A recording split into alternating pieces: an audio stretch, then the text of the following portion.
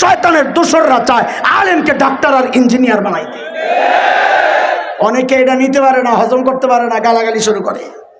বিশেষ করে আমাদের সমাজের কিছু সুশীল আছে যাদের কাজ হলো ফেসবুকে বড়দেরকে নিয়ে লেখালেখি করা, বড়দের খেদমতকে তুচ্ছ তাচ্ছিল্য করা। ওনারা আধুনিক সমাজ বানাইতে চায়, মাশাআল্লাহ খুব ভালো। উনি নিজে এত আধুনিক হয়েছে মাদ্রাসায় পড়া, এখন রাস্তায় হাঁটার সময় ওনার মাথা গরম হয়ে যায়, টুপিটা খুললে হাঁটতে হয়। আর আমগো আল্লাহর বান্দারা যে পাগড়ি বইরা হাঁটে, হ্যাঁ মাথা তো গরম, এরা খালি লাফায়, তাই না? হের মাথা গরম লাগে, টুপি খুললে হাঁটা লাগে, কান্দে একটা ব্যাগ লওয়া লাগে। উনি সুশীল কবি সাহেব, মাশাআল্লাহ। ওরা আবার কয় এত গাইয়া খ্যাত কেন আপনারা? যদি ছেলেরা আধুনিক হয়, আলেম হয়, ডাক্তার হয়, সমস্যা কি? আমরা কি? কোনো সমস্যা নাই। আমার ছেলে ডাক্তার হলে কোনো সমস্যা নাই। কিন্তু আমাদের প্রশ্ন, আমার এই মেধাবী ছেলেকে আমি ডাক্তার কেন বানাবো? আমার তো মেধাবী মুহাদ্দিস দরকার, আমার তো মেধাবী খতিব দরকার, আমার তো মেধাবী ওয়াইজ দরকার। আমি ডাক্তার কেন বানাবো? আরে বাংলাদেশের হাজার হাজার ডাক্তার বেকার ঘুরতেছে, ওদের চাকরি নাই। আমি আরো বেকার কেন সৃষ্টি করব? আমার দরকার মেধাবী আলেম, আমার দরকার মেধাবী শাইখুল হাদিস, আমার দরকার মেধাবী মুহাদ্দিস, আমার দরকার মেধাবী খতিব। আমাদেরই তো দরকার। আমরা কেন ডাক্তার বানাতে যাব? হোক না, সমস্যা কি? একটা সমাজে প্রতিষ্ঠিত হবে যে একজন ডাক্তার আলেম, হযরত মাওলানা আল্লামা শেখ মুফতি ডাক্তার ওমর। আমরা বলি এই প্রস্তাব নিয়ে কয়দিন ঢাকা মেডিকেল কলেজে গেছ, এই প্রস্তাব নিয়ে কয়দিন ইঞ্জিনিয়ারিং ইউনিভার্সিটিতে গেছ যে আপনাদের সিলেবাস সংস্কার করেন? বলে কেন? বলে মেডিকেল সিলেবাসে কোরআন ঢুকান, হাদিস ঢুকান, ফিকহ ঢুকান। বলে কেন রে ভাই, কেন? বলে যেন একজন ডাক্তার আলেম হয়ে বাইর হয়, একজন ইঞ্জিনিয়ার আলেম হয়ে বাইর হয়। এই প্রস্তাব লয়ে ওখানে তো যাও না, সব খালি আমাদের এখানে। কাহিনী কি? কাহিনী ওইটাই, শয়তান চাইছে নবীকে ফেরেশতা বানাইতে, ওরা চায় আলেমকে ডাক্তার বানাইতে। বুঝতেছেন কথা? উল্টা যাইতেছে না? আমিও বুঝি, আমি উল্টা মানুষ, আমরা সব উল্টা মানুষ। এক ভাই তো একদিন কষ্টে বলে লেছে, হুজুররা জাতির 30 বছর পিছায় নিছে। আমি একটা মিথ্যা কথা, আস্তা মিথ্যা কথা। আমরা জাতির 30 বছর পিছায় নিছি। আপনারা কি কর? এই পেঁচে বেড়ে গেছে গা তো কি করছি? আগায় নিছি। তোর মেয়ে আপনি তো আরো বড় মিশা কথা কর। আমাদের মেহনত চলতেছে জাতিকে 30 বছর না, 300 বছর না, আমাদের মেহনত চলতেছে জাতিকে 1400 বছর পিছনে নেওয়া। তুমি 30 বছর পিছনে নিয়ে এই কথা বইলে আমাদের খেদমতকে উপেক্ষা করছো, অবমাননা করছো, আমাদের খেদমতকে অবমূল্যায়ন করছো। আমাদের মেহনত 300 বছর না, 30 বছর তো প্রশ্নই আছে না। আমাদের মেহনত হচ্ছে গোটা জাতিকে সাহাবীদের ওই সুন্নাহর মধ্যে, সাহাবীদের জীবন বিধান যেটা ছিল, জীবন চলার যে গতি ছিল, সাহাবীওয়ালা জিন্দেগির জন্যে আমাদের মেহনত চলছে। আমরা ব্যর্থ হচ্ছি 30 বছর কেন? আমাদের দায়িত্ব তো 1400 বছর পেছনে নেওয়া। কথা বলে মিথ্যা কথা বলে আমাদের খেদমতকে খাটো করতেছে। শয়তান দেখছে কারবার তো হয়েছে, এখানে তো বহুত কঠিন উজুর লাগে এটারে, আখেরি একটা মারি দেহি। শেষে কি কয়, হুজুর ফল কেন খান না?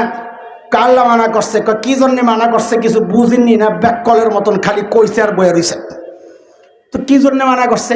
তো শয়তান কয়, আও তাকুনা মিনাল খালিদিন,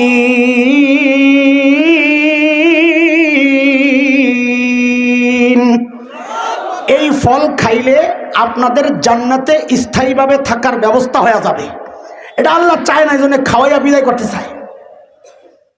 জামিয়া আশরাফুল মাদারিস কর্তৃক আয়োজিত 2 দিন ব্যাপী ইসলামী মহাসম্মেলনের আজকের দ্বিতীয় দিবসের এই মুহূর্তের মুহতারাম সভাপতি, অতিথিবৃন্দ, হযরত উলামায়ে কেরাম, মুরব্বিয়ানে আযম, দূর দূরান্ত থেকে আগত ইসলাম প্রিয় সুধী সমাজ, প্রিয় ছাত্র ভাইয়েরা, যুবক বন্ধুরা, পর্দার আড়ালের মা ও বোন, আল্লাহ সুবহানাহু ওয়া তাআলার অশেষ মেহেরবানি, করুণা, দয়া, যে মহান মালিক লাখো কোটি মানুষ থেকে বাছাই করে দিন এই মজলিসে আমাকে আপনাকে আসার বসার, কিছু কথা বলা ও শোনার তৌফিক দান করেছেন।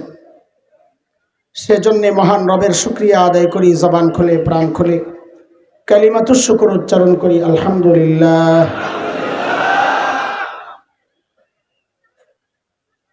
অত্যন্ত দামি মজলিসে আপনারা এসেছেন দামি মানুষের কথা শোনার জন্যে। সেই দামি মানুষ যেই কারণে দামি, সেটা হচ্ছে কোরআন আল কারীম, উলুম ইলাহি, আসমানি ইলম। আসমানি ইলম যার সাথে থাকে, আল্লাহ তাআলা আসমানি ইলমের মতোই, আসমানি ইলম দামি। ওই ইলম যার উপরে যায়, যার সাথে থাকে, আল্লাহ তাআলা ইলমের বরকতে আল্লাহ তাকেও দামি বানায়া দেন। সেই জন্যই তো আপনারা এসেছেন দামি মানুষের কথা শোনার জন্যে।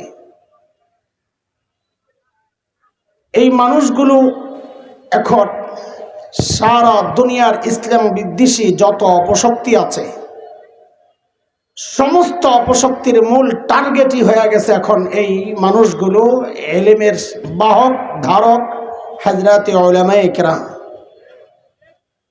এটা কেন কেন দুনিয়ার সমস্ত ইসলাম বিদ্বেষীদের টার্গেট ওলামারা? এটার কারণটা কি? আপনি দেখবেন যত বাতিল দেখবেন, কাদিয়ানি বলেন, দেখবেন ওদের টার্গেট ওলামায়ে কেরাম। ইংরেজরা ছিল, ইংরেজরা ওরা এত নির্যাতনের পরেও যখন দেখলো মানুষের হৃদয় থেকে স্বাধীনতার যে আগুন, যে জাগরণ, সেটাকে নিভাতে পারছে না, তো তারা তদন্ত কমিশন গঠন করেছে যে এটার কারণটা কি, বের করো। তদন্ত কমিশন রিপোর্ট পেশ করে 3টা সুপারিশ করেছিল। 1 নাম্বার, মানুষকে মানুষের সিনা থেকে, মানুষের বুক থেকে, মানুষের কাছ থেকে কোরআনকে সরায় দাও। ওই কোরআনের মধ্যেই ওদের সমস্ত প্রেরণা। 2, কোরআনের শিক্ষকদেরকে নিঃশেষ করে দাও। 3, কোরআনী প্রতিষ্ঠানগুলোকে শেষ করে দাও। এই সুপারিশ ছিল ইংরেজ গবেষকদের তদন্ত কমিশনের। বর্তমান সময়ের যত বাতিল দেখবেন, যত বাতিল, আমি নাম বলছি না, একেবারে নিকৃষ্ট বাতিল, হিজবুত তাওহীদ, দেখবেন ওদের টার্গেটই হচ্ছে উলামায়ে কেরাম। সারাক্ষণ বৈশা বৈশা আলেমদের কামাই হারাম, এই বিনিময় নে, এইটা ওইটা, খালি ওগো আলোচনার বিষয়। এটা বিষয়টা কি? কেন আলেমদেরকে ওরা টার্গেট করছে? এটা আমরা একটু গোড়া থেকে বুঝতে চাই, গভীর থেকে বিষয়টা ওঠাতে চাই একটু। যদি আপনাদের মনোযোগ থাকে, ইনশাআল্লাহ আশা করি আমিও মনোযোগ দিয়ে বলবো ইনশাআল্লাহ তাআলা। আর যদি শাক নিয়ে খালি লাড়াচাড়া করেন, খালি যে রোস্ট আসে না কেন, রোস্ট আসছে না কেন, তাহলে শাকের উপকার আপনারে, শাকের উপকার হবে না। অরুচি করে খাইতেছেন তো, খালি রোস্টের আশায় বসে রয়েছেন। আরে ভাইয়া, রোস্ট হজম হওয়ার জন্য আগে একটু শাক খাইয়ালেন। বসি দিয়া মাছ ধরছেননি কখনো? যারা পেশাদার মাছ শিকারী, ওরা ওই গ্রামে গঞ্জের পুকুরে বসি দিয়া মাছ ধরার আগে, আমাদের গ্রাম্য ভাষা বলে কুড়া, কুড়া, কুড়ার সাথে গোবর টবর মিক্স করে একটু ফালায়, কিছুক্ষণ পরে যায় বসি ফেলায়। ওই মাছগুলো চারদিক থেকে জমে, তো বসি ফেলাইলে মাছ পাওয়া যায়। তা আমি এখন কুড়ার ভূমিকায় আছি, কি করবো আর, একটু কুড়া টুড়া ছিটায়া যায়, লোকজন আসুক, তারপরে বসি ফেলাবো ইনশাআল্লাহ। বসি আসতেছে, লম্বা বসি। মাগরিবের আগেও একসাথেই ছিলাম, তো টাইম আমি কুড়া দিয়ে আসছি, বলে আসছি যাই, টাইমে চলে যাই। আচ্ছা ঠিক আছে, লম্বা বসি, আলহামদুলিল্লাহ। আমি 3টা আয়াত পড়েছি সূরা হামিম আর সেজদার। 3 আয়াত আমার আলোচনার বিষয় না, যেহেতু 3টা আয়াতই একই প্রাসঙ্গিক, একই প্রসঙ্গের, সেই জন্য আমি তেলাওয়াত করেছি। প্রথম আয়াত 26 নম্বর আয়াত সূরা হামিম আর সেজদা। আল্লাহ তাআলা কাফেরদের একটা বক্তব্য আমাদের সামনে তুলে ধরেছেন। 27-28 নম্বর আয়াতে আল্লাহ কাফেরদের বক্তব্যের জবাব দিয়েছেন। আমরা জবাবে যাব না, শুধু কাফেরদের বক্তব্যটা নিয়ে কথা বলতে চাই। এখান থেকে এই আয়াতটা বুঝলেই আমরা বুঝবো কেন ওদের টার্গেট ওলামারা, সমস্ত বাতিলের। কাফেররা কি বলে আল্লাহ বলছেন, وقال الذين كفروا لا تسمعوا لهذا القرآن والغوا فيه لعلكم تغلبون। আল্লাহ বলেন যারা কাফির তারা বলে লা তাসমাউ লিহাযাল কুরআন, এই কোরআন শুনবে না, ওয়াল গাউ ফিহি, কোরআনের চর্চা যেখানেই হবে বিশৃঙ্খলা তৈরি করবা। সহজ অর্থে যদি বলি, নিজে শুনবা না, কাউকে শুনতে দিবা না। কেন? লাআল্লাকুম তাগলিবুন, যদি জিততে চাও। সোজা হিসাব, সোজা তর্জমা করলাম, হুজুররা ওলামারা ভুল করেন না। যদি জিততে চাও তো রাস্তা এটাই, মানুষকে কোরআনের কাছে যাইতে দিও না, নিজেও যাবা না।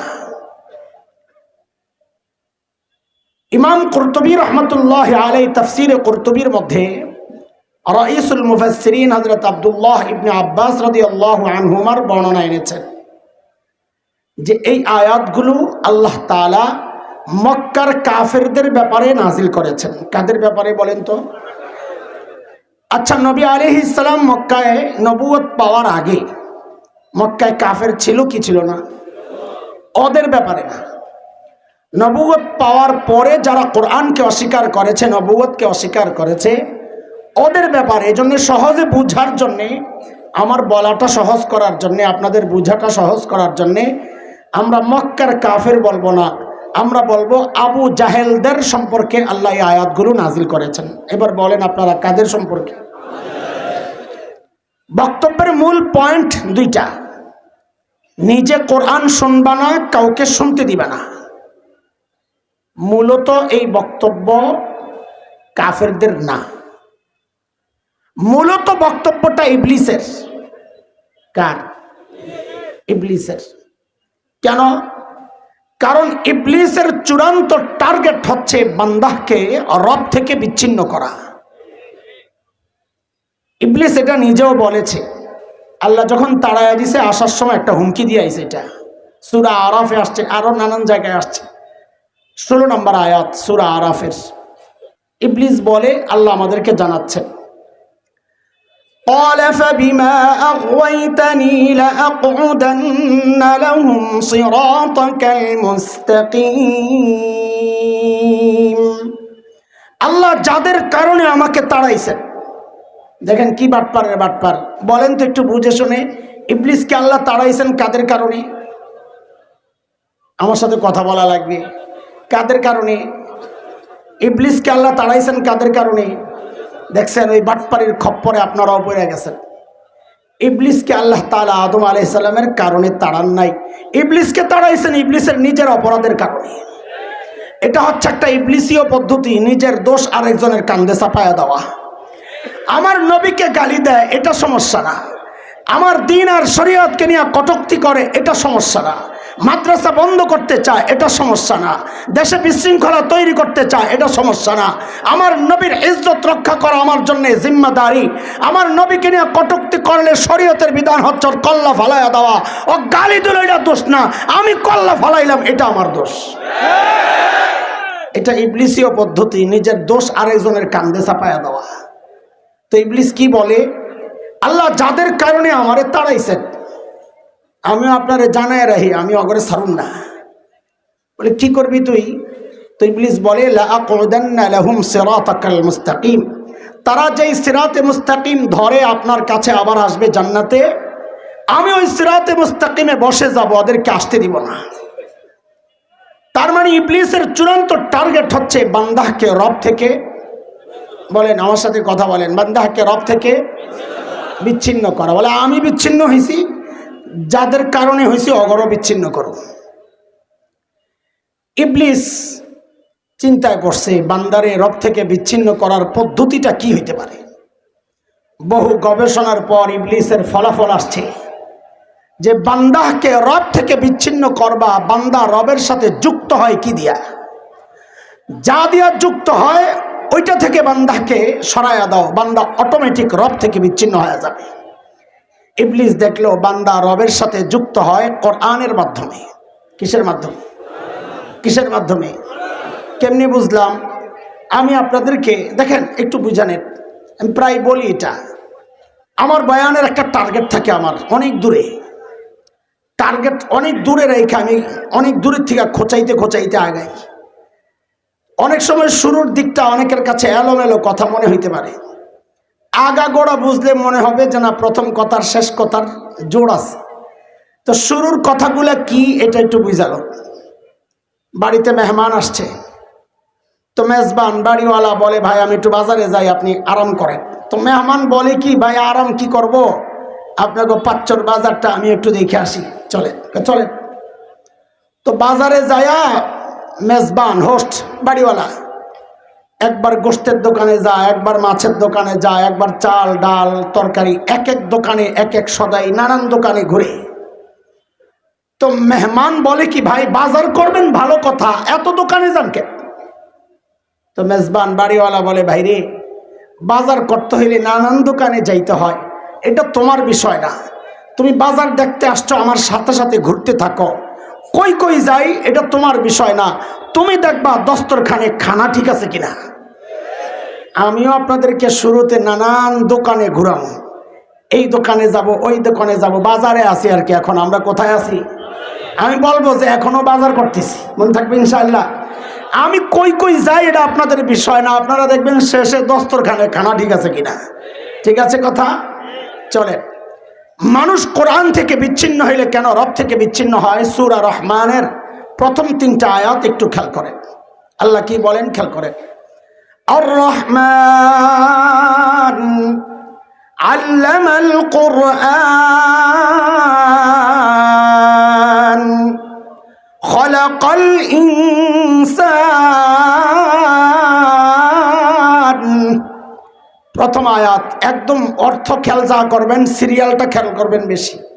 প্রথম আয়াত রহমান আল্লাহ, 2 নম্বর আয়াত যিনি কোরআন শিখালেন, আল্লামাল কোরআন, যিনি কোরআন শিখালেন। 3 নম্বর আয়াত খালাকাল ইনসান, যিনি মানুষ সৃষ্টি করলেন। বলেন 2 নম্বর যিনি কোরআন শিখালেন, বলেন 2 নম্বর কি? 3 নম্বর যিনি মানুষ সৃষ্টি করলেন, বলেন 2 নম্বরে কি? কোরআন শিক্ষা, বলেন 3 নম্বরে মানুষ সৃষ্টি, বলেন এবার বলেন 2 নম্বরে 3 নম্বরে 2 আগে না 3 আগে? 3 আগে, 2 আগে। কিন্তু এখানে তো আমাদের বুঝ মতো ঘটনা আকপিস হয়ে গেছে। কেন? এখানে কেউ আছে মানুষ হইয়া দুনিয়ায় আসার আগেই আপনি কোরআন শিক্ষা লাইছেন, মার পেট থেকে কোরআন শিক্ষা আইছেন কোনো বুজুর্গ? তাহলে আজকে ওয়াজ বন্ধ, বসে বসে আপনারা দেখি আছেন কেউ? আমরা আগে মানুষ হয়েছি, বড় হয়েছি, মাদ্রাসায় গেছি, তারপরে কোরআন শিখছি, তাই না? অথচ আল্লাহ মানুষ সৃষ্টির ব্যাপার নিলেন 3 নম্বরে, কোরআন শিক্ষার ব্যাপার আনলেন 2 নম্বরে। আমাদের বুঝ মতো হওয়ার কথা মানুষ সৃষ্টি আগে, কোরআন শিক্ষা। প্রশ্ন বুঝে আসছেনি আপনাদের? নাহলে উত্তর মজা লাগবে না। এর অনেক ব্যাখ্যা মুফাসসিররা দিয়েছেন, অত ব্যাখ্যার পেছনে ছুটলে আমি শেষ। আমি 2টা ব্যাখ্যা আনতেছি আপনাদের সামনে। একটা হচ্ছে বোঝানোর জন্যে, আরেকটা হচ্ছে আমাদের আলোচনাকে সামনের দিকে আগায় নেওয়ার জন্যে। আগে বোঝানোর ব্যাপারটাই বুঝেন। আল্লাহ কোরআন শিক্ষার ব্যাপার আগে কেন আনলেন?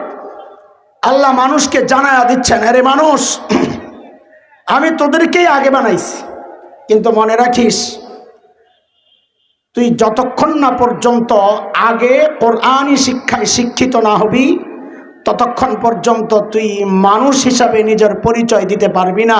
কোরআনই শিক্ষায় শিক্ষিত হইলেই কেবল 3 নম্বরে যায়া তুই নিজের পরিচয় দিতে পারবি তুই মানুষ, নাইলে দেখতে মানুষ আসলে মানুষ না।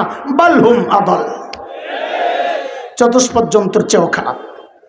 এটা বুঝার জন্য একটা উদাহরণ শোনেন, তাইলে বুঝাটা আরো সহজ হবে। তাসলিমা নাসরিনের নাম মনে আছে না? ভুলে গেছেন? এই মহব্বতের নাম তো ভুলা যায় না, ঠিক না? মাশাআল্লাহ, মনে রাখেন। আল্লাহ এই বেটি তার এক বইয়ের মধ্যে লিখেছে, কি লিখেছে? এই পেট আমার, আমার পেটের মধ্যে আমি যেখান থেকে খুশি সেখান থেকে বাচ্চা নিব।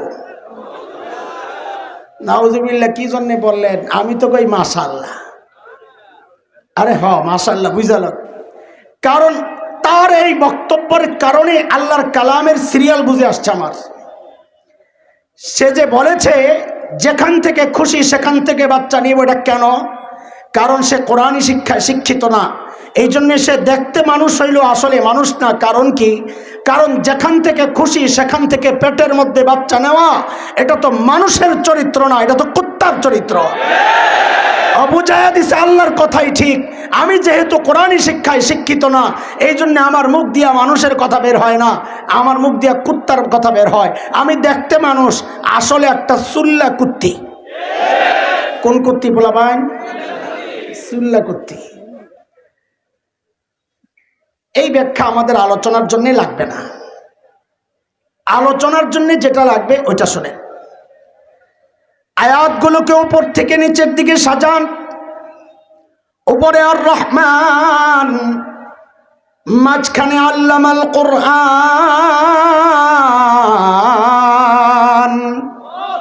নিচে খালাকাল ইনসান।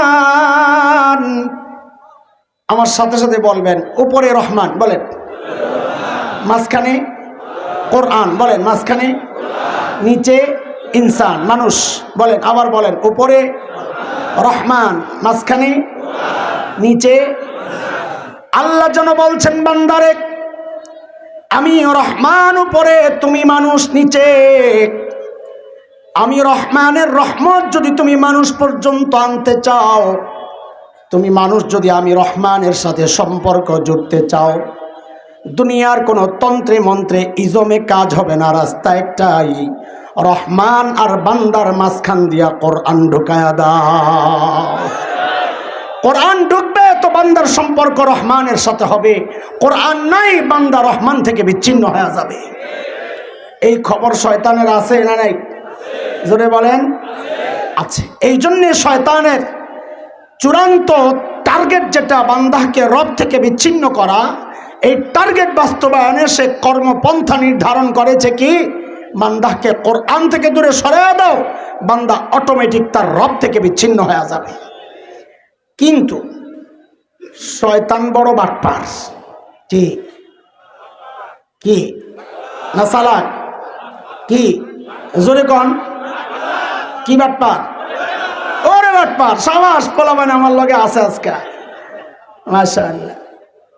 আমার ভাই একটা শব্দ একটা কইছে, পুরা হিট। আল্লাহ জবানে আরো বরকত দেখ, বরকত আছে, নাহলে এত হিট হয়নি শব্দ একটা।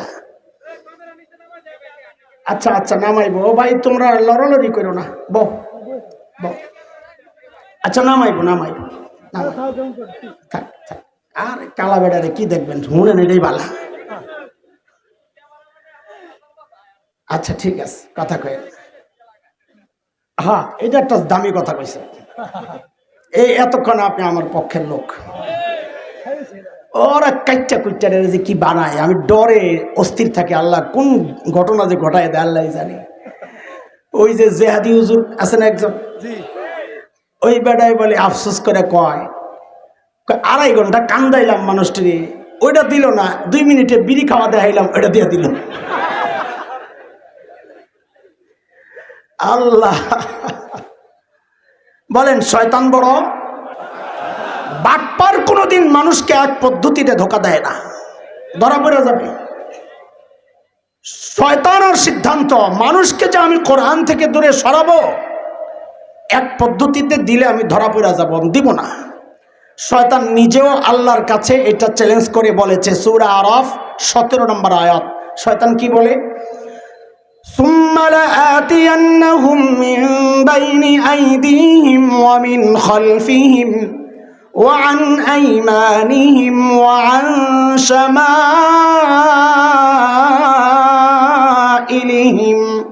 ولا تجد أكثرهم شاكرين।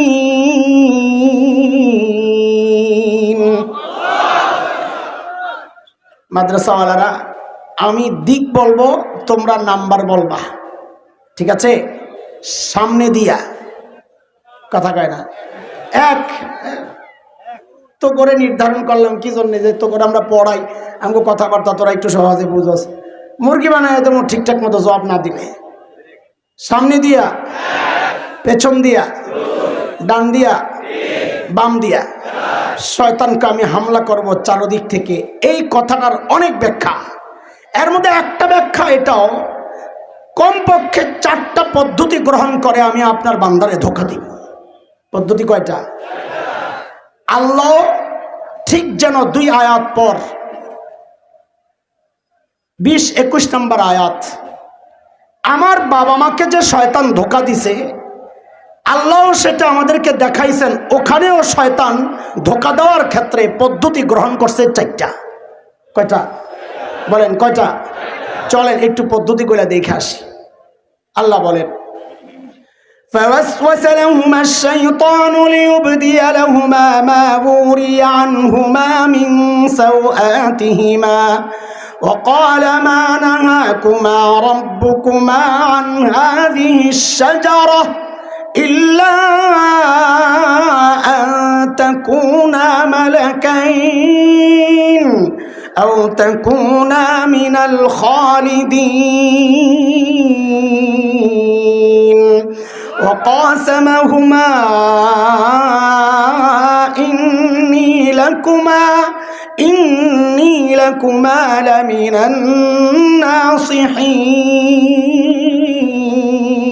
الناصحين। পদ্ধতি কয়টা? আমি আয়াতের তর্জমা করব না, দেরি হয়ে যাবে। কয় পদ্ধতি? 1 নম্বর, মা নাহাকুমা রাব্বুকুমা আন হাযিহিস শাজারা। ওলামারা বুঝেল নাকি? মারিফা না কেরার পেজ দিছে শয়তান। এবার আপনারা বুঝেন, ধরেন এই লাইনে কাঁঠাল গাছ আছে 10টা, আল্লাহ বলেছেন লা তাকরাবা হাযিহিস শাজারা, এই গাছের কাছে যাইবেন না। শয়তান এখন কয় কি, হুজুর ফল কেন খান না? ফল কেন খান না? আল্লাহ নিষেধ করছে। কয় হারে বেকল হুজুর, আল্লাহ তো আশ-শাজারা, এই যে 1 নম্বর গাছটা আছে না, নির্দিষ্ট গাছ, এই গাছের ফল খাইতে নিষেধ করছেন। আরো যে 9টা আছে ওটা তো মানা করে নাই। তাহলে আল্লাহর কালামের সর্বপ্রথম ব্যাখ্যা দিয়েছেন কে? জোরে কয় না, ডরাইতেছে। মুফাসসির হুজুরের নাম কি? মুফাসসির হুজুরের নাম কি? কাজী নামের শুরুতে মুফাসসির, 5 তলা টুপি, ইয়া হাবা কাবা, গালের মধ্যে মাখা মুখা কিছু, এগুলা দেখাই কাইতে হয়ে যায় না। খবর লাগান ও লেখাপড়া করছে কার কাছে, নাইলে কিন্তু ধোকায় পড়বেন। এটা একটা দিক। আরেকটা দিক বুঝেন, শয়তান আল্লাহর কালামের ব্যাখ্যা দিচ্ছে নবীর সামনে। কার সামনে? কার সামনে? অথচ আমরা জানি যে কোনো সময়ের জন্য যে কোনো নবী ওই সময়ের জন্য সর্বশ্রেষ্ঠ আলেম, সর্বশ্রেষ্ঠ জ্ঞানীকে সময়ের নবী। তাহলে ওই সময়ের শ্রেষ্ঠ জ্ঞানী কে ছিলেন? নবী। তো শয়তান আল্লাহর কালামের ব্যাখ্যা দিচ্ছে কার সামনে? ও, তাইলে তো অবাক হওয়ার কিছু নাই। শয়তান দিছে আল্লাহর কালামের ব্যাখ্যা নবীর সামনে, এখন শয়তানের দোসররা শরীয়তের ব্যাখ্যা দেয় নবীর ওয়ারিসদের সামনে। কথা বলছে হুজুররা কি বুঝে? আমরাও বুখারী মুসলিম সিয়াসিত্তা সব পড়া লাইছি, পইরা পইরা রাস্তায় রাস্তায় গান গাই, আর টুকরিট করে বিদ্যুৎ বেশি সব পড়া লাইছে। সুবহানাল্লাহ। আমি তো এক পিসাবরে খুঁজা অস্থির হয়ে গেছি। পিসাব শুনলাম বলে প্রতি রাতে 80 রাকাত তাহাজ্জুদ পড়ে। আমি কে হায় খোদা, আমি কই মরি দিলাম যাইয়া। এই পীর ছিলাম না, পীর তো আমার ভালো পড়ে গেছে। হায় খোদা, আল্লাহ পিসাবরে জেহানে রাহস ভালো রাখো, যেন 80 রাকাত তাহাজ্জুদ চালায়া যাইতে পারে। আবার আমিন কয় অসভ্যের দল। শয়তান যখন দেখলো 1 নম্বর ধোকায় কাজ হয় নাই, এইবার মানল 2 নম্বর, ইল্লা আন তাকুনা মালাকাইন।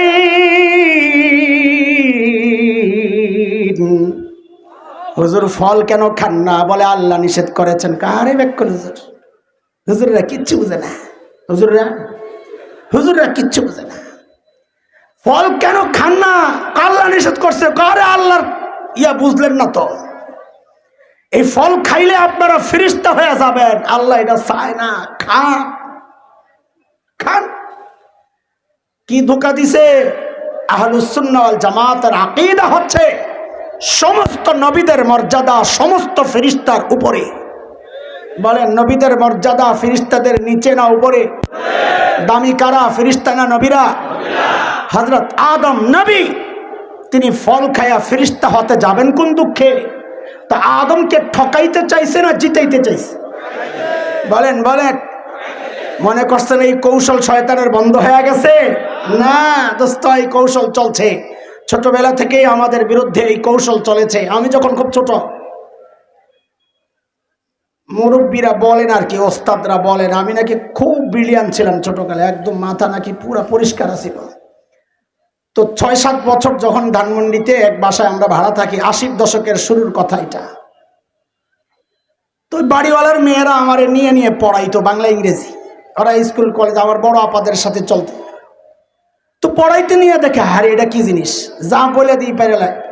তো আম্মারে আইসা বলতো কি, খালাম্মা এই মেধাবী পোলাডারে নষ্ট করেন না, খালাম্মা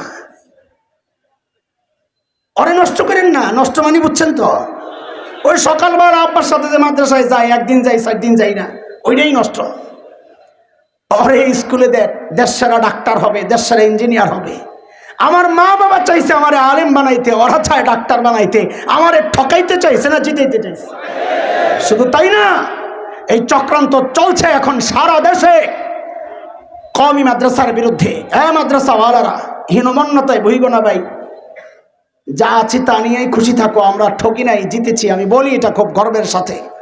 এখন একটা শ্রেণী বের হয়েছে, মাদ্রাসার সিলেবাস সংস্কার করার জন্য তাদের যে কত মাথা ব্যথা। বিজ্ঞান ঢুকান, ইংরেজি ঢুকান, মাদ্রাসার ছাত্রদেরকে আধুনিক বানান। এক পোড়া কপাল সিলেট যায় দেখি মাদ্রাসা খুলছে, লেখা আধুনিক শিক্ষা ও মাদ্রাসা শিক্ষার সমন্বয়। কিন্তু একটা গাদা আস্থা। মাদ্রাসা শিক্ষা, দ্বীনি শিক্ষা হচ্ছে সর্বাধুনিক শিক্ষা ব্যবস্থা। ওটারে বানাইছে আধুনিক। মাদ্রাসা কি সেকেলে আমাদেরকে আধুনিক বানাইতে চায়, কিন্তু বিষয়টা কি?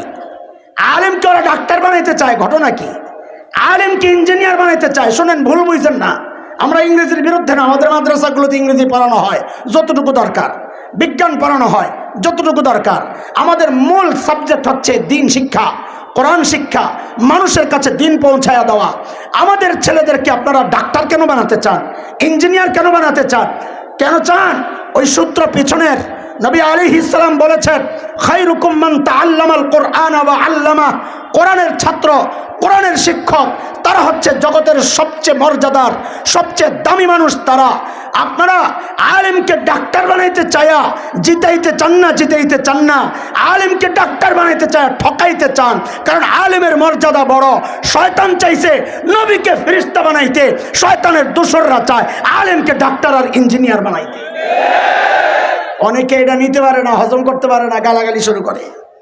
বিশেষ করে আমাদের সমাজের কিছু সুশীল আছে, যাদের কাজ হলো ফেসবুকে বড়দেরকে নিয়ে লেখালেখি করা, বড়দের খেদমতকে তুচ্ছ তাচ্ছিল্য করা। ওনারা আধুনিক সমাজ বানাইতে চায়। মাশাআল্লাহ, খুব ভালো। উনি নিজে এত আধুনিক হয়েছে মাদ্রাসায় পড়া, এখন রাস্তায় হাঁটার সময় ওনার মাথা গরম হয়ে যায়, টুপিটা খুললে হাঁটতে হয়। আর আঙ্গো আল্লাহর বান্দারা যে পাগড়ি বইরা হাঁটে, হ্যাঁ মাথা তো গরমে রাখালি লাফায়, তাই না? হের মাথা গরম লাগে, টুপি খুললে হাঁটা লাগে, কান্দে একটা ব্যাগ লওয়া লাগে। উনি সুশীল কবি সাহ, মাশাআল্লাহ। ওরা আবার কয় এত গাইয়া খ্যাত কেন আপনারা?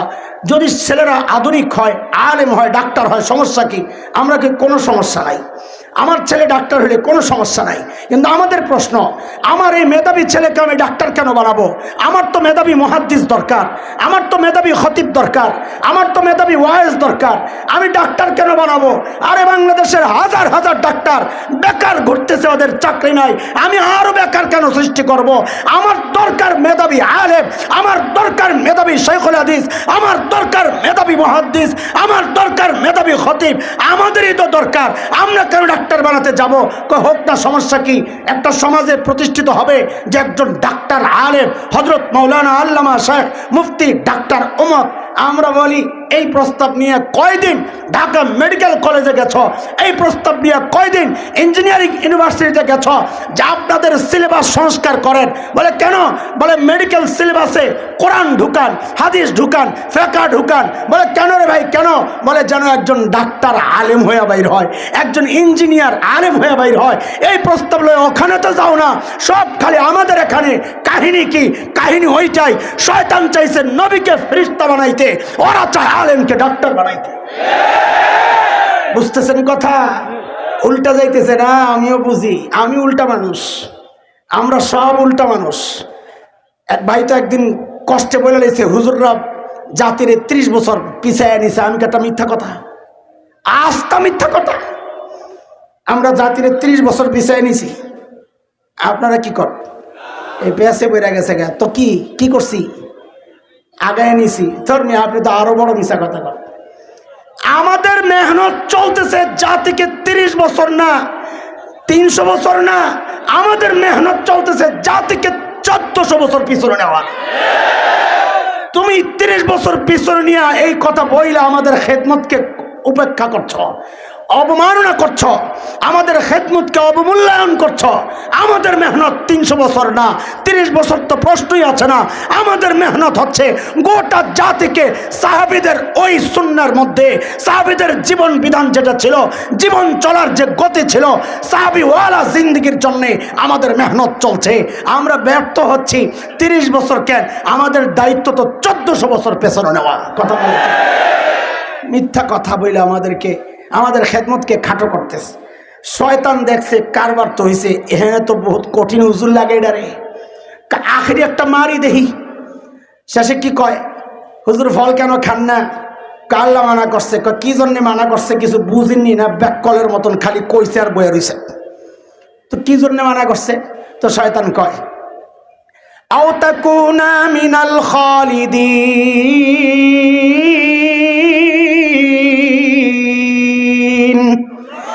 এই ফল খাইলে আপনাদের জান্নাতে স্থায়ীভাবে থাকার ব্যবস্থা হয়ে যাবে। এটা আল্লাহ চায় না, এই জন্য খাওয়াইয়া বিদায় করতে চায়। এখানে কি সমস্যা? সমস্যা হইল আল্লাহর মিজাজ আর মর্জির বিরুদ্ধে বক্তব্য। এটা আল্লাহ তাআলা আদম আর হাওয়াকে জান্নাতে স্থায়ীভাবে থাকার জন্য বানানি নাই, বানাইছেন কই পাঠাবেন? বলেন বলেন। ওয়াইয ক্বালা রাব্বুকা লিল মালাইকা ইন্নী জাইলুন ফিল আরদি খলিফা,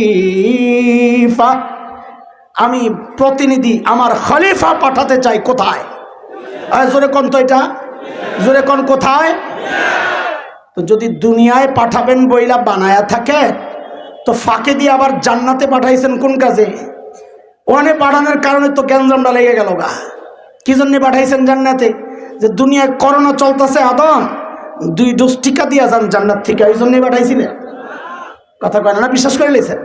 আল্লাহ জানে। ও যে গাড়ি দিয়ে দুনিয়া যাইবেন, গাড়ির তো গ্যাস লাগবো, ওই জান্নাত থেকে পাম্প আছে, গ্যাস লয়ে যান। কথা কয় না? আরে হ্যাঁ না একটা কইবেন তো। তো কি জন্য পাঠাইছেন? তো বুঝেন, আল্লাহ তাআলা আমার আর আপনার কাছে জান্নাত বিক্রির প্রস্তাব করছেন। সূরা তাওবা 111 নম্বর আয়াত। ইন্নাল্লাহা ইশতারা মিনাল মুমিনিনা আনফুসাহুম ওয়া আমওয়ালাহুম বিআন্না লাহুমুল জান্নাহ, জান্নাত কিনতে রাজি কে কে দেখি তো? আল্লাহু আকবার। তাড়াতাড়ি হাত নামান, তাড়াতাড়ি নামান। মাশাআল্লাহ। জান্নাত যে কিনবেন দেখছেন নি আপনারা? হ্যাঁ, হায় খোদা। ওই জন্যই তো নাস্তিক মুরতাদরা বলে আমরা নাকি অন্ধবিশ্বাসী, যা শুনি তাই বিশ্বাস করি। অন্ধবিশ্বাসী না বুঝে শুনে? তো কেমনে বুঝে শুনে? জান্নাত তো না দেখে কেনার জন্য রেডি হয়ে গেছে। আমি চুপ করেন আগে বুঝালো। আপনাদের এটা তো শিবচর না? শিবচরে মেয়েদেরকে বিয়ে দিলে শ্বশুর বাড়ি দেখার জন্য কে যায়? মেয়ে নিজে যায় না গার্জিয়ান? হ্যাঁ হ্যাঁ। ও তো আপনার মাইয়ারা ভালো। আমগো ঢাকায় মাইয়া 2 রকম। এক মেয়ে হইল মা বাবার বাধ্য সন্তান, ওর সামনে বিয়ের আলাপ হইলে ও লজ্জায় আরেক ঘরে যায়া ছোট অন্য কেউ থাকে, কাজিন বন্টন ভাবি টাবি চাচি খালা মামা, এদেরকে পাঠায়া দেয়। যা আব্বা আম্মারে যায়া বলেন আমার এগুলা শোনার দরকার নাই, দেখার দরকার নাই, ওনাদের দেখাই আমার দেখা। এটা বাধ্য মেয়ের কথা। আর মাইয়া যদি হয় ঢাকার শাহবাগের স্লোগান কন্যা, বিড়িখোর।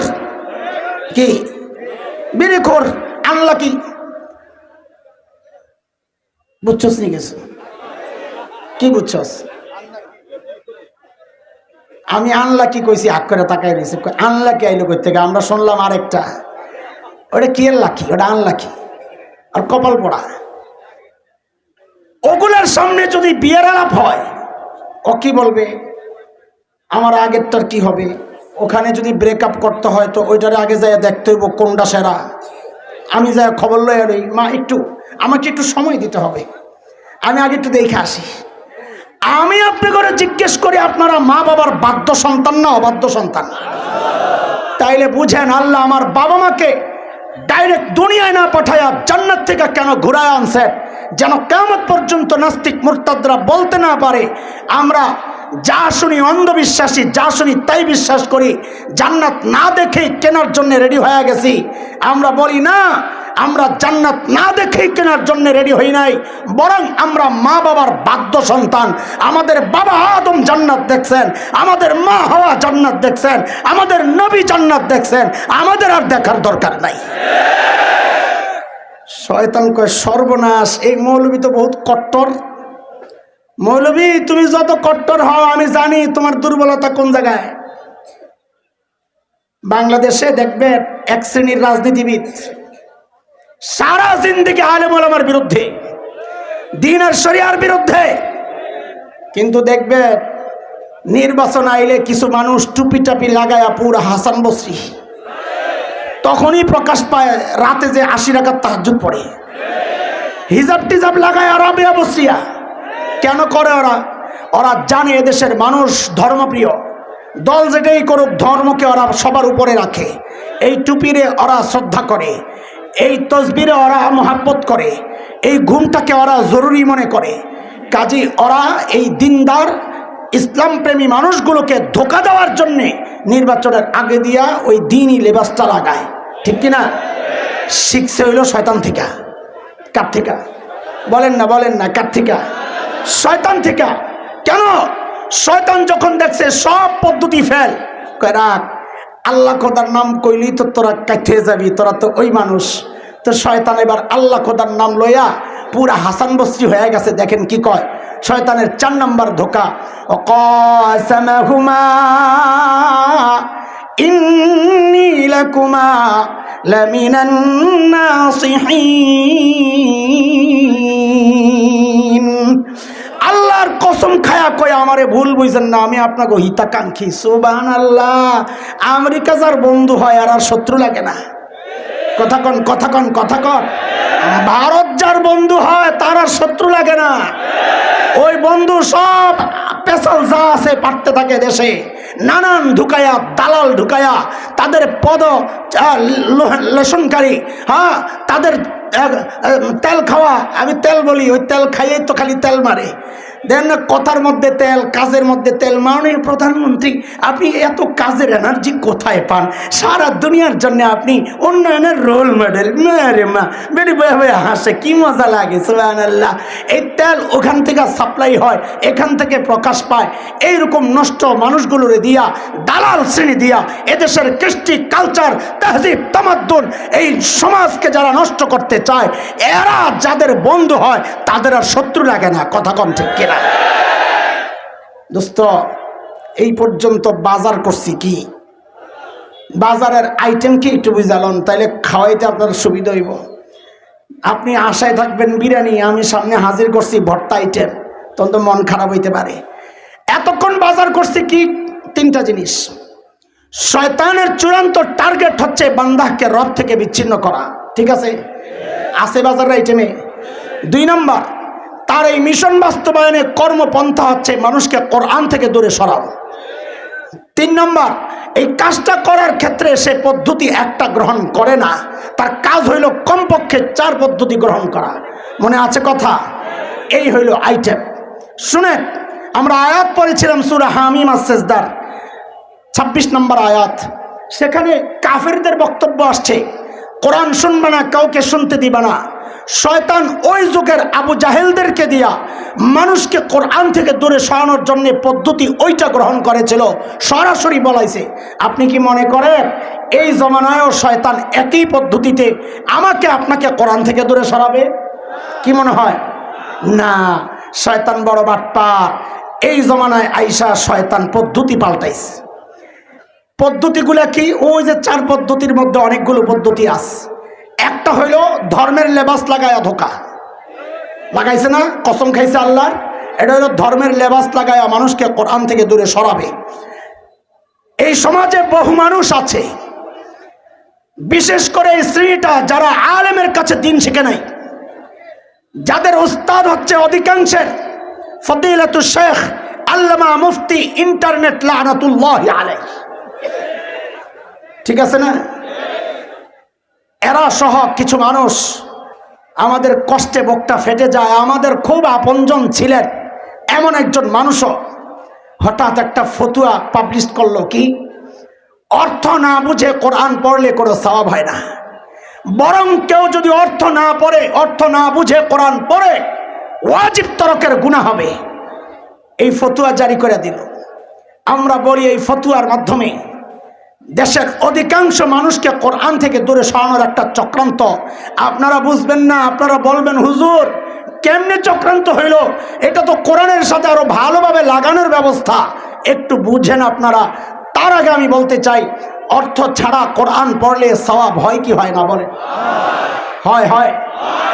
একটা হাদিস পড়লেই আমরা বুঝবো। নবী আলাইহিস সালাম বলেন, মান করা হারফান মিন কিতাবিল্লাহ ফালাহুল হাসানাহ ওয়াল হাসানাতু বিআশরি আমসালিহা। আল্লাহু আকবার, চিল্লায়া কোন। আল্লাহর হাবিব বলেন, কেউ যদি কোরআনের একটা অক্ষর পড়ে, কয়টা? আল্লাহ তাআলা তার আমলনামায় নেকি উঠায়া দিবেন 10টা। বলেন অক্ষর একটা, নেকি কয়টা? বলেন অক্ষর একটা, নেকি কয়টা? একই হাদিসের মধ্যে নবী বলেন, হ্যাঁ আমি বলছি না আলিফ লাম মিম একটা অক্ষর, এটা আমি বলি না, বরং আলিফ একটা অক্ষর, হরফুন, লাম হরফুন, মিম হরফুন। তার মানে আলিফ লামের মধ্যে কয়টা অক্ষর? প্রতি অক্ষরে 10টা করে নেকি হইলে আলিফ লাম মিম এর নেকি কয়টা হইল? 3 10 আবার বলেন, বুঝা বলেন, ভালো করে বুঝা বলেন। কেউ যদি পড়ে আলিফ লাম মিম, কয় নেকি? জোরে কন, আরো জোরে, চিল্লায়া কর। বলে চিল্লায়া কি মার্কেট পাওয়া যাইব নি? যায়, চিল্লায়াও মার্কেট পাওয়া যায়, একটু পরে টের পাইবা। চিল্লায়াও মার্কেট পাওয়া যায়। তবে আজকে একজন গলা বিশেষজ্ঞ মামুন ভাই আমার সাথে ছিলেন, বৈশা পরামর্শ দিতেছেন আমাদেরকে যে বেশি চিল্লাইলে ওই গলায় সমস্যা হয়। আমি অনেকরে বলি, ভাই মামুনুল হক, ডাক্তারই বলতেছে তুমি মামুনুল হক হইতে যাইও না, এটা আলাদা জিনিস, তুমি ওই চিল্লান দিলে তোমার গলা ছিঁড়ে যাবো। হ্যাঁ, ডাক্তার বলতেছে। মামুন ভাই হাসে, বৈশা আমিও হাসি। তো চিল্লায়ও মার্কেট পাওয়া যায়, কিন্তু গলার ওই চিল্লানির পাওয়ার থাকতে হবে, এলেমেরও পাওয়ার লাগে। খালি চিল্লাইলে কাউ হবে না, শুধু চিল্লায় মার্কেট পাওয়া যায় না, ভিতরে জোর লাগে, চিল্লান দেওয়ার জিনিস লাগে। হ্যাঁ ঠিক বলেন আপনারা, ভিতরে জিনিস লাগে না, জিনিস ছাড়া চিল্লাইলে কামায় নাকি? কত পাগলাই চিল্লায়। নরসিংদী এক পাগলা আছে, হায় রে, হের যে চিল্লানি, মামুনুল হক ফেল। ওই যে বাইতুল মোকাররমের সিঁড়িতে বয়া বলছে, আমি এখন খুব ব্যস্ত, মামুনুল হক জেলে, অমুকে জেলে, সব চাপ এসে পড়ছে আমার উপরে। সুবহানাল্লাহ। তার সিরা পাগল, অনেক পাগল আছে ব্রেন শর্ট, ওটা তার সিরা পাগল। আমি না বলছি তার সিরা পাগল। কি বলতেছিলাম খেয়াল করেন। বলেন চিল্লায়া আলিফ লাম মিম পড়লে কয় নেকি হয়? এখন আপনারা যে বলেন অর্থ না বুঝে পড়লে সওয়াব হয় না, অথচ আমরা এই হাদিস থেকে কি বুঝলাম? আলিফ লাম মিম পড়লে সওয়াব হয়নি? কত হয়? ঠিক আছে, তাইলে আপনি এবার আলিফ লাম মিমের অর্থটা কই আলান, নাহলে সওয়াব এলো কোত্থেকে? বুঝেন না এই কথা? যারা বলে অর্থ না বুঝে পড়লে সওয়াব হয় না, তাদের কাছে জিজ্ঞাসা, আপনি এবার আলিফ লাম মিমের অর্থটা বলেন। যদি বলতে না পারেন তো এই কথা আর বললেন না আলিফ লাম মিম পড়লে সওয়াব হবে না, কারণ নবী হাদিসের মধ্যে বলেছেন আলিফ লাম মিম পড়লে 30 নেকি হয়, অর্থ না বুঝে পড়লেও নেকি হয়। এটার জ্বলন্ত প্রমাণ হচ্ছে এই হাদিস। দুনিয়ার কোনো মুফাসসির বলেন নাই আলিফ লাম মিমের অর্থ। কিছু দুর্বল কথাবার্তা আছে, এগুলোর কোনো ভ্যালু নাই। অধিকাংশ জমহুর মুহাদ্দিস বলেছেন আল্লাহু আ'লামু বিমুরাদিহি বিযালিক, এগুলোর যে কি অর্থ, এই যে সূরার শুরুতে আমরা বলি হরফে মুকাত্তাআত, صاد عين سين قاف حاميم عين سين قاف نون ألف لام ميم را ألف لام ميم صاد طه কাফ হা ইয়া আইন সাদ, এই যে আছে যেগুলো হরফে মুকাত্তাআত, সমস্ত মুফাসসিররা বলেন এগুলার অর্থ আল্লাহই ভালো জানেন। অথচ নবী বলতেছেন এগুলার অর্থ আমরা না জানলেও কয় নেকি পাওয়া যাবে। তাহলে বোঝা গেল কোরআন অর্থ না বুঝে পড়লেও সওয়াব হয় কি হয় না? প্রশ্ন হচ্ছে হুজুর এই ফতোয়া দিলে মানুষকে কোরআন থেকে কেমনে দূরে সরানো হয়? এখানে আপনারা যারা আলেম না কুল হুয়াল্লাহ সূরা পারেন কয়জন? আলেম ছাড়া দেখছেন সব পারে। আরে গায়রে আলেম এত শ্রোতা, আমি তো এতক্ষণ মনে করছি মাদ্রাসার ছাত্র পোলাপাইন বুঝি বেশি। বাপরে মাশাআল্লাহ, আপনারা এতজন কুল হুয়াল্লাহ পারেন তাই না? মাশাআল্লাহ। আলেমরা জবাব দিয়েন না, বলেন তো কুফুয়ান অর্থ কে জানেন? কুফুয়া কুল হুয়াল্লাহর মধ্যে আছে কুফুয়া। তাহলে শতকরা কয়জন মানুষ জানে? একজনও পাইলাম না, এত হাজার হাজার মানুষের মধ্যে। হ্যাঁ, একজনও জানেন না, অথচ কুল হুয়াল্লাহ জানেননি। জানেন এতজন হাত উঠাইছেন। কাহিনীটা কি হয়েছে দেখেন। এই ফতোয়া যদি বাজারে এস্টাবলিশড হয়ে যায় তাইলে এই সমস্ত মানুষ কুল হুয়াল্লাহ পড়া ছেড়ে দিবে। কেন? ও বলবে আমি তো অর্থ জানি না, হুদাহুদি পয়রা ওয়াজিব তরকের গুনাহ করতে কোন কামে যাবো? ভাই পড়ারও দরকার নাই, গুনাহ করার দরকার নাই। তার মানে একটা ফতোয়া দিয়া কোটি কোটি মানুষকে কোরআনের তেলাওয়াত থেকে বঞ্চিত করার চক্রান্ত হচ্ছে। কথা বুঝতেছে? এটা হইল নেক্সুরতে ধোকা। আরেকটা ধোকার সিস্টেম হচ্ছে অপব্যাখ্যা। কোরআনের বিধানগুলোর আইনা যুক্তির কাঠগড়ায় দাঁড় করায়, এটা শয়তানের স্বভাব। শরীয়তের কোন বিধান অযৌক্তিকটা মনে রেখে, ওই যুক্তি বুঝার মতো মাথা আমার নাই, শয়তানেরও ছিল না। শয়তান যুক্তি দেখাইছে আল্লাহর সিদ্ধান্তের সামনে। কি বলেছিল? আনা খায়রুম মিন, আমি আদমের থেকে উত্তম। উত্তমকে অনুত্তম অধম সেজদা করবে, কাজে আদম আমাকে সেজদা করবে, আমি কেন আদমকে সেজদা করব? আচ্ছা তুমি যে উত্তম, দলিল কি? শয়তান দলিল দেয়, খালাকতানি মিন নার ওয়া খালাকতাহু মিন তিন। আদমকে বানাইছেন মাটি দিয়া, আমারে বানাইছেন আগুন দিয়া। আগুন মাটির চেয়ে উত্তম। দেখেন ওর দলিলটাও যে ভুয়া ফালতু, এটাও বুঝেন। কেন আগুন উত্তম? বলে আগুনের গতি উপরের দিকে, মাটির গতি, কাজে যেটা নিচের দিকে যায় ওটা অধম, যেটা উপরের দিকে যায় এটা উত্তম। ওরে আইনা আমাদের এই পাঁচচর বাজারের মধ্যে একটা দাড়ি পাল্লা আইনা ওইটা দেখান দরকার যে কোনো কেউ উপরেরটা নিতে চায় না। সমস্ত সদাই যারা কিনে সবাই চায় মালের পাল্লাটা নিচের দিকে থাকুক। বুঝেন না এই কথা? বুঝেন না এই কথা? সবাই কি চায়? নিচের থাকুক না উপরে যাক? কথা কন নিচে না উপরে? সবাই নিচেরটা নিতে চায়। আর তুই চাস উপরেরটা বলে উত্তম। সবসময় উপরেরটা উত্তম হয় না, কখনো নিচেরটাও উত্তম হয়। কিন্তু তার চেয়ে ভয়ঙ্কর হচ্ছে ও যে বুঝেই নাই বিষয়। আদমকে আল্লাহ বানাইছেন কি দিয়া? কি দিয়া? এই চিন্তাটাও একটু সমস্যা। শয়তানরে বানাইছে কি দিয়া? আগে এটা কর। কি দিয়া? আগুন দিয়া। বলেন শয়তানকে কি দিয়া বানাইছে? আচ্ছা আদমকে যে সেজদা করতে বলছেন আল্লাহ তাআলা ফেরেশতাদেরকে, রূহ দেওয়ার পরে না রূহ দেওয়ার আগে? বুঝেন নাই? আগে কেমনে? ওয়া আল্লামা আদম আল আসমা, আগে সব নাম শিখাইছেন, আলেম বানাইছেন, মর্যাদা দিয়েছেন, দিয়া এরপরে কইছেন সেজদা করো। তাহলে রূহ দেওয়ার আগে সেজদার হুকুম না রূহ দেওয়ার পরে সেজদার হুকুম? হ্যাঁ, মানুষের মধ্যে মাটির পুতুলের মধ্যে যখন রূহ আসছে তখন সেটা আর মাটির পুতুল থাকে নাই, তার মধ্যে চারটা মৌলিক পদার্থের অস্তিত্ব চলে আসছে। মানুষের মধ্যে মাটির অস্তিত্ব আছে, মানুষের মধ্যে পানির অস্তিত্ব আছে যে ঘামতেছি, মানুষের মধ্যে আগুনের অস্তিত্ব আছে, মানুষের মধ্যে রূহওয়ালা, মাটির পুতুল না রূহওয়ালা মানুষের মধ্যে বাতাসের অস্তিত্ব আছে। আনাসরে আরবা, চারটা মৌলিক পদার্থের অস্তিত্ব রূহওয়ালা মানুষের মধ্যে আছে। রূহওয়ালা আদমকে সেজদা করতে বলেছেন আল্লাহ। এখন শয়তানের যে দলিল আমারে আগুন আদম মাটি, এটাও ভুল। তোমার মধ্যে শুধু আগুন, আর আদমের মধ্যে আগুনও আছে, মাটিও আছে, পানিও আছে, বাতাসও আছে।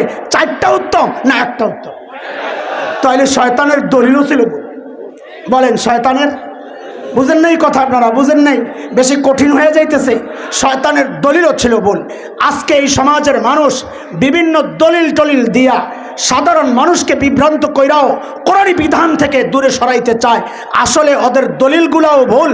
আমরা একটা প্রমাণ আপনাদের সামনে রাখতে চাই। শরীয়তের একটা বিধান আল্লাহ বলেন, লিজ্জাকারি মিসলু হাজ্জিল উনসায়াইন। আমার সাথে সাথে আপনারা বলবেন, আমি তর্জমা করতেছি না, বোঝানোর জন্য বলতেছি। আল্লাহ বলেন ছেলে যা পাবে, বলেন সবাই, মেয়ে পাবে অর্ধেক, মেয়ে যা পাবে ছেলে পাবে ডবল। সূরা নিসা 11 আয়াত। বলেন আল্লাহ বলেন কি, ছেলে যা পাবে মেয়ে পাবে, মেয়ে যা পাবে। হায়, এখন ওগো মাথা খারাপ। আয়া মানুষে খালি বুঝায় একই বাবার সন্তান, ছেলেও মেয়েও, না মেয়ে আরেকজনের। তাহলে ছেলে কেন ডাবল পাবে, মেয়ে কেন সিঙ্গেল পাবে, খালি বুঝায়। তো মানুষ খালি তারাইয়া দেয়, হ্যাঁ না, শরীয়তের বিধান। এখন এরা একটা নতুন সিস্টেম বাড়ি করছে। এখন সিস্টেম শয়তানের সিস্টেমই এটা, ধোকা পুরানটাই, কিন্তু প্যাকেটটা পাল্টায়। কি করে? আর আলেমের কাজ হচ্ছে প্যাকেট ছিঁড়া দেখায় দেওয়া, জিনিস আগেরটাই। এতক্ষণ কতগুলো প্যাকেট ছিঁড়ছি না, আরেকটা প্যাকেট ছিঁড়তেছি। চলে নতুন এক স্লোগান বানাইছে মানুষকে ধোকা দেওয়ার জন্যে, তার নাম হচ্ছে সমান অধিকার। কি এইটা বলার পর কিছু কিছু মানুষ আসলেই বিভ্রান্ত হয়ে গেছে। আমার এক মুসল্লি আইসা আমারে কি কয়, হুজুর যাই বলেন এই বিধানটা না কেমন কেমন জানি লাগে। আমি মুখের উপর শ্বাস না ফালাই বলে দিছি, আপনার ইমানটা লইয়াও আমার কেমন কেমন জানি লাগে। ঠিক আছে না কথা? কেন কেন এটা আমার কথা না, এটা কোরআনের কথা।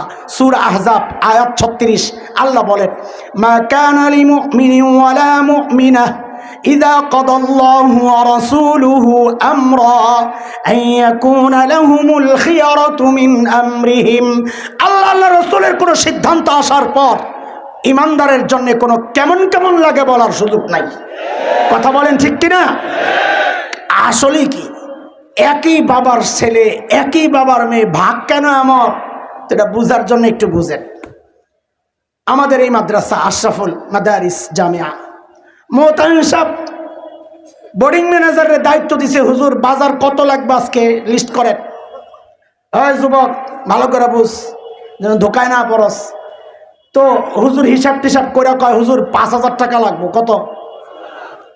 হুজুর গন্যা 5,000 দিছে। কত দিছে? কি জন্যে? আর সবাই বলা লাগবে কি জন্যে? হুজুরের পিচ্ছে একটা আছে, আব্বু আমি একটু বাজারে যাম। কই যা। এমন দেখে কেমন জানি মোড়ামুড়ি করে। তো বাবা তো সন্তানের স্বভাব সম্পর্কে সবচাইতে ভালো জানে। বাবা বুঝছেন ও কেন মোড়ায়। পকেটের থেকে কসকিচ একটা 100 টাকা বাইর করে কয়, লহ মজা খাইস। কি জন্যে? আরে কত দিছে? কি জন্যে? হুজুরে কন, হুজুরে দিছেন কত? কি জন্যে? কথা বলে না। কি জন্যে? বাজার করতে। যেই ওরে 100 টাকা দিছে, ও এমন এক মুড়া মারছে, ইউটার্ন পুরা। কি জানে না, কি জানে নেব না। আরে আশ্চর্য, কবি তো কিছে, আমি 100 নেব না। কত লাগবে তোর? আমারে 5,000 দিবা। কত? 5,000 কি জন্যে? হুজুরে দিছ। কারণ হুজুর তো বাজারে যাইব, আমিও তো বাজারে যাবো, সমান অধিকার। কারবারটা দেহ। এখন বলেন আপনারা, এই যে সমান অধিকারের দাবিটা করলো, এই দাবিটা যৌক্তিক না শিশুসুলভ পাগলামি? যৌক্তিক দাবি না পাগলামি? যুক্তির নামে এই পাগলামি ওরা আমাকে আপনাকে সমান অধিকারের নামে গিলাতে চায়। কেন?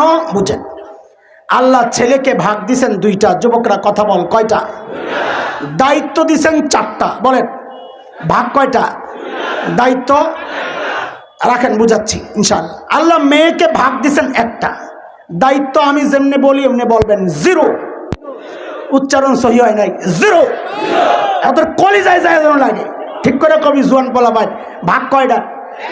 দায়িত্ব আরো জোরে, ভাগ কয়টা? দায়িত্ব। ছেলেরে ভাগ দিছেন কয়টা? দায়িত্ব। বুঝেন, ও ছেলে 4 দায়িত্ব। ও ছেলে, তুমি যদি স্বামী হও তো স্ত্রীর ভরণ পোষণের দায়িত্ব তুমি স্বামীর। ও ছেলে, তুমি যদি বাবা হও, কন্যার ভরণ পোষণের দায়িত্ব তুমি বাবার। ও ছেলে, তুমি যদি সন্তান হও, মায়ের ভরণ পোষণের দায়িত্ব তুমি সন্তানের। ও ছেলে, তুমি যদি ভাই হও, বোনের ভরণ পোষণের দায়িত্ব তুমি ভাইয়ের। বলেন ভাগ কয়টা? দায়িত্ব কয়টা? ভাগ বেশি না দায়িত্ব বেশি? তাহলে ভাগ ওর কম না বেশি? কম না বেশি? এখানে 2 আসলে বেশি না, 2 আসলে। আল্লাহ মেয়েরে ভাগ দিয়েছেন কয়টা? হ্যাঁ, দায়িত্ব কেমনে? ও মেয়ে, তুমি যদি স্ত্রী হও তোমার ভরণ পোষণের দায়িত্ব তোমার স্বামীর। ও মেয়ে, তুমি যদি কন্যা হও তোমার ভরণ পোষণের দায়িত্ব তোমার বাবার।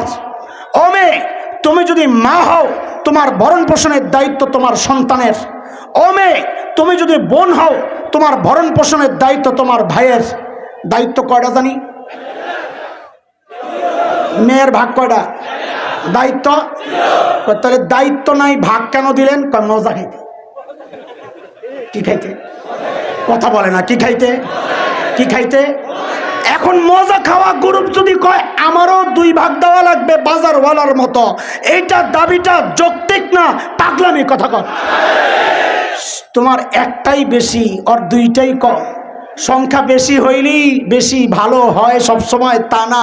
এক মূর্খ বেড়া বহু কষ্ট করে পোলারে স্কুলে পড়াইছে, বহু কষ্ট করে পড়াইতেছে, বেড়ার ঘাম রক্ত পানি হয়ে গেছে। পোলাই তো পরীক্ষা দিছে, রেজাল্ট খুব ভালো, 1 নম্বর হয়েছে। কত কত? বাসায় আসছে, বাপের কাছে খুশি হয়ে যায়, কইছে আব্বা আমি পরীক্ষায় 1 নম্বর হয়েছি। কথাটা শুই নাই লাড়ির আলো এমন বাড়ি আর বাড়ি, রক্ত পানি করে তোরে পড়াইছি 1 নম্বর অলরেগা, অথচ পাশের বাসার পোলাটায় 10 নম্বর হইল। কারণ ওর কাছে সংখ্যা বেশি দামি। তো ওই বেড়া মূর্খ। বাংলাদেশে যারা মূর্খ ওরাই একটারে কম মনে করেছে, 2টারে বেশি মনে কইরা সমান অধিকার বানাচ্ছে। আল্লাহ সমান অধিকারও দেয় নাই, আল্লাহ দিয়েছেন ন্যায্য অধিকার। যাকে যা দেওয়া দরকার শরীয়ত তাকে তাই দিয়েছে। শয়তান বিভ্রান্তি সৃষ্টি করা চায় আমাকে আপনাকে কোরআন থেকে দূরে সরাইতে, কোরআনী বিধান থেকে দূরে সরাইতে। আমি আরেকটা বইলা আরেকটার দিকে চলে যাব। জুয়ান যারা বিয়া করস নাই তোদের পক্ষের একটা কই, তোরা আমার সাথে সাথে সাই দিতেছস। বলবো তোরা না বললে বলবো না। বুড়ারা কিন্তু খেপা যাইব, তখন আমার সাথে থাকতে হবে ইনশাআল্লাহ। থাকবি তো ইনশাআল্লাহ? আল্লাহ বলেন ওয়ানকিহুল আয়ামা মিনকুম والصالحين من عبادكم وإمائكم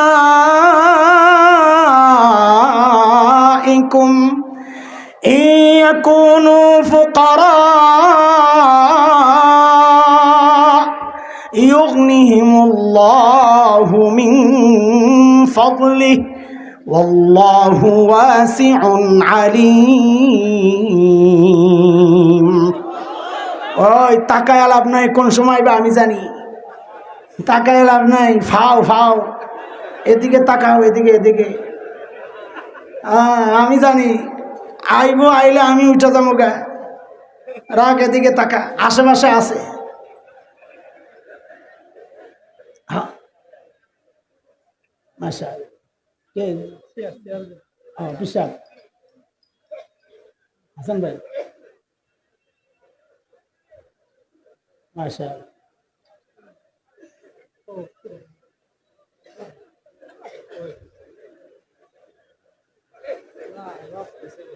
হ্যাঁ এই মুন্সি জলদি, আপনার অপেক্ষায় আছি আমি তো। ঠিকই আছে, সাবাস। ফরিদি আমার খুব মহব্বত মানুষ, মাশাআল্লাহ। গলাটা খুব সুন্দর লাগে আমার, মিষ্টি মিষ্টি গলা, মাশাআল্লাহ। কোনো জালিম যদি না হয় পকেটের টাকা রাখতে পারবো না ফরিদ ভাই থাকলে।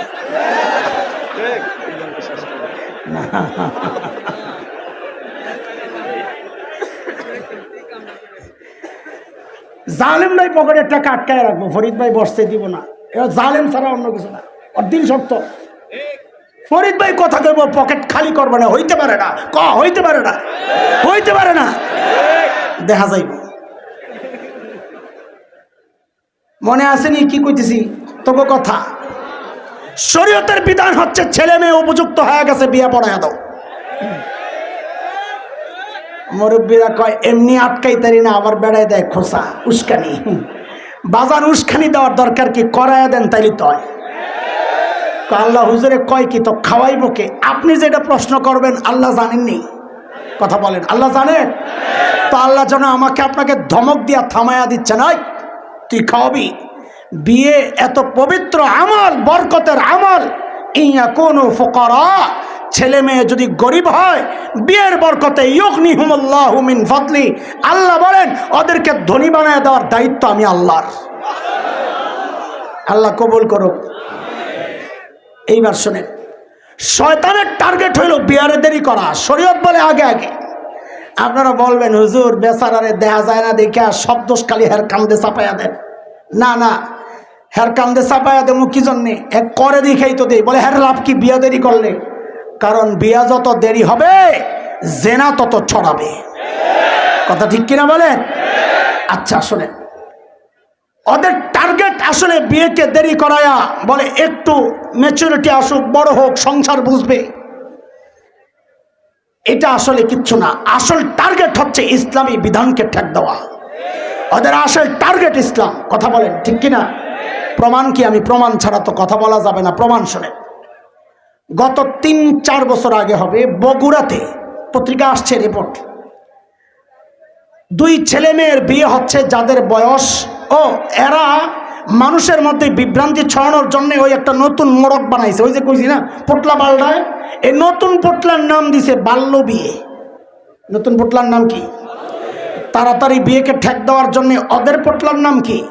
কথা বলে না। বগুড়াতে 2টা ছোট্ট বাচ্চা, ছোট্ট বলতে ওদের কাছে ছোট্ট, শরীয়তের কাছে ছোট্ট না, 16 বছরের নিচে, 18 বছরের নিচে বিয়ে হচ্ছে। আমার সাথে বুঝে বুঝে বলেন, বিয়ে করছে ছেলে মেয়ে কে? বলেন কে? করাচ্ছে বাবা মা। বলেন কে? বয়স বাড়ায়া দেখায়া সরকারি নথিভুক্ত করছে কাজী কে? আবার শুরু থেকে বলেন, পড়াশোনান, বিয়ে করছে কারা? করাচ্ছে কারা? লেখছে কে? সব ঠিক। এখানে হুজুরের কোনো ভূমিকা আছে? সব ঠিক করে হেরা বসছে। এখন হুজুরে ডাক দিছে যে একটু বিয়াটা পড়াইয়া দেন।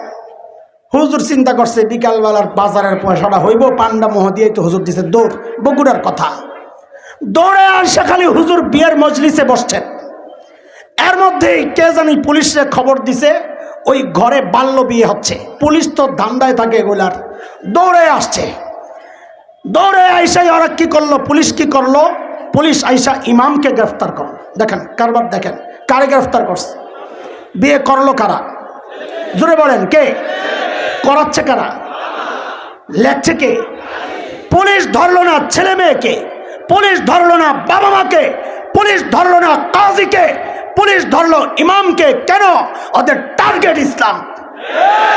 অথচ এই 14 বছরের মেয়েটা প্রেমিকের হাত ধরে পার্কে পার্কে ঘুরে বাল্য প্রেম বলে ওদেরকে কেউ আটকায় না।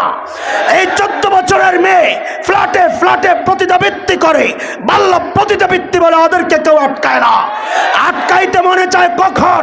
যখন শরীয়তের বিধান মাইনা বিয়া করাইতে যায়। কেন? ওদের টার্গেট হচ্ছে ইসলাম। শোনো শোনো, আমি কথা শেষ করছি। আরেকটা উদাহরণ দেওয়ার ছিল, আমি দেব না, মজলিস যেন নষ্ট না হয়।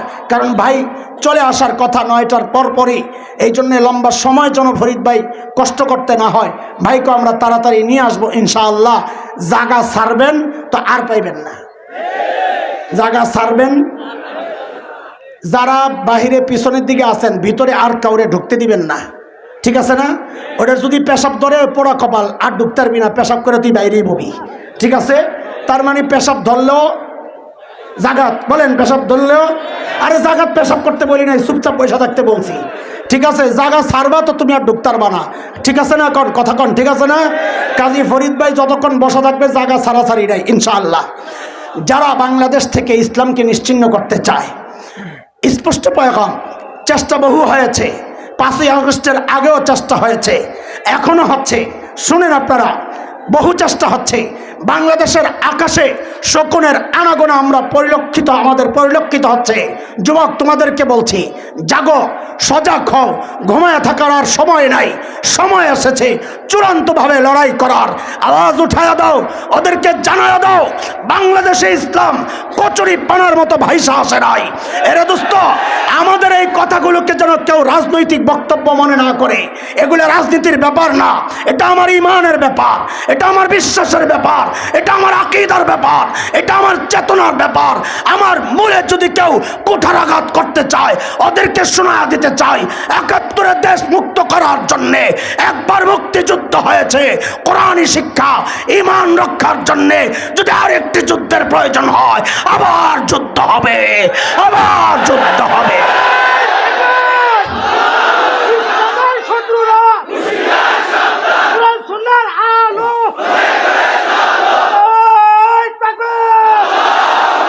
কোরআনের পক্ষে আছি তো ইনশাআল্লাহ, উলামায়ে কেরাম ডাক দিলে থাকবো তো ইনশাআল্লাহ।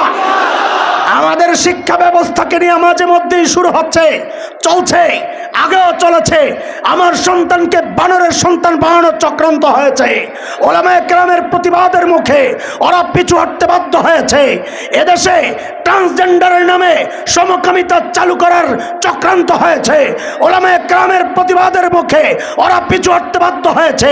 নতুন আন্তর্জাতিক চক্রান্ত শুরু হয়েছে, বাংলাদেশে জাতিসংঘের মানবাধিকার অফিস খোলার চক্রান্ত হচ্ছে। আপনাদেরকে জানিয়ে দিতে চাই, ওই অফিস যদি খোলা হয় দেশের স্বাধীনতা থাকবে না, কৃষ্টি কালচার থাকবে না, ইসলামী তাহজিব তামাদ্দুন থাকবে না। আওয়াজ উঠাইতে হবে, আমরা গরিব দেশ, গরিব আছি ভালো, অত ধনী হওয়ার দরকার নাই, অত স্মার্ট আর আধুনিক বাংলাদেশ দরকার নাই। হাফিজজির বাংলাদেশ চাই, শাহজালালের বাংলাদেশ চাই, কারি ইব্রাহিমের বাংলাদেশ চাই, শামসুল হক ফরিদপুরি বাংলাদেশ চাই। এই জায়গা থেকে আমাদেরকে যদি কেউ পিছু হটতে বাধ্য করে, আল্লাহর কসম আর একটা কারবালা হবে, আর একটা কারবালা হবে, আর একটা কারবালা হবে।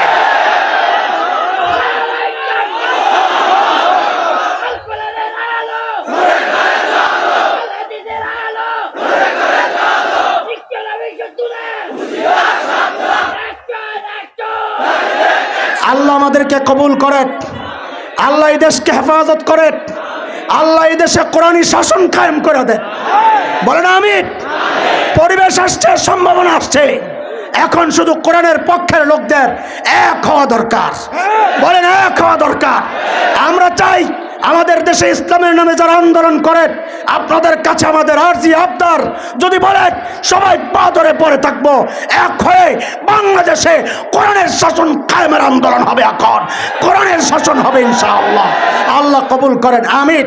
ওয়া আখিরু দাওয়ানা আলহামদুলিল্লাহি রাব্বিল আলামিন। আসসালামু আলাইকুম ওয়া রাহমাতুল্লাহি ওয়া বারাকাতুহু।